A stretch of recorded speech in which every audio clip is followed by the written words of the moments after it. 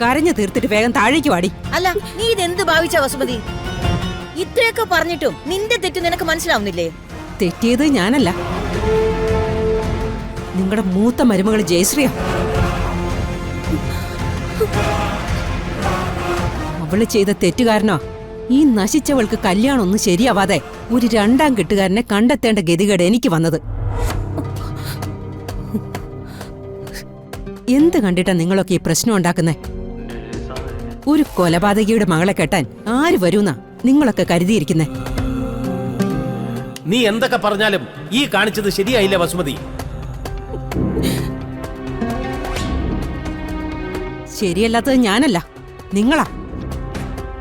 നിങ്ങൾക്ക് എന്തെങ്കിലും കഴിവുണ്ടായിരുന്നെങ്കിൽ ആദ്യ ഭാര്യയെ അടക്കി നിർത്തുമായിരുന്നു.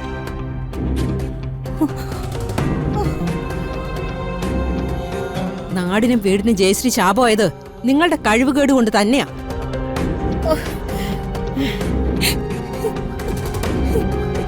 ഞാനൊരു കാര്യം പറഞ്ഞേക്കാം, എന്റെ ജീവിതവും ഇങ്ങനെയായി.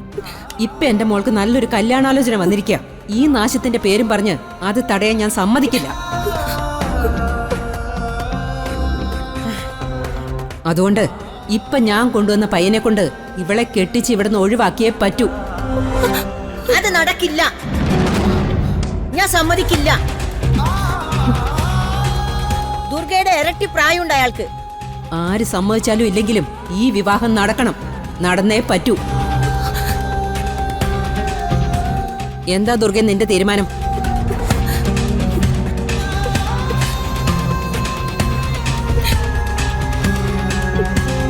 നിനക്ക് ഞാൻ കണ്ടെത്തിയ പയ്യനെ താഴെ ഇരിക്കുന്നെ. അവരോട് ഞാനിപ്പോ എന്താ പറയണ്ടേ?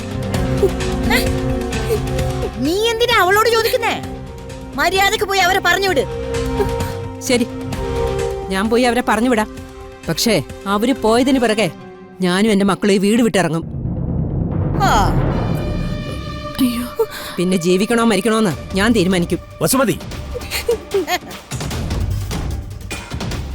നീ എനിക്ക് ചെയ്തു തന്ന സത്യം നീ മറന്ന സ്ഥിതിക്ക് ഞാനും എന്റെ വാക്കുകൾ പാലിക്കുന്നില്ല.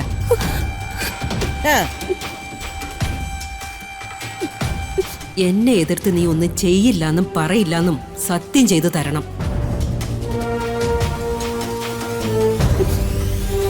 എന്താ വേണ്ടെന്ന് എനിക്ക് നന്നായി അറിയാം.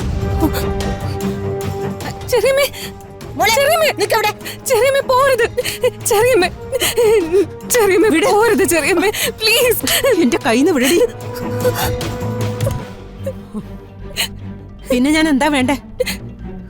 വന്നിരിക്കുന്ന അത്രയും പേരുടെ മുന്നില് ഞാൻ നാണം കെടണോ? നിങ്ങൾ ആരും അറിയാതെ അവരെ വിളിച്ചു വരുത്തി പറ്റിക്കായിരുന്നു എന്ന് പറയണോ? നോക്ക്, നിനക്ക് ഞാൻ കുറച്ച് സമയം തരാം. അതിനുള്ളിൽ താഴെ വന്ന് വിവാഹത്തിന് സമ്മതമാണെന്ന് അവരോട് പറയണം. അല്ലെങ്കിൽ അറിയാലോ നിനക്കെന്നെ. എന്നെ ചതിച്ചാ പിന്നെ നീ കാണുന്നത് എന്റെ മക്കളുടെ ശവമായിരിക്കും.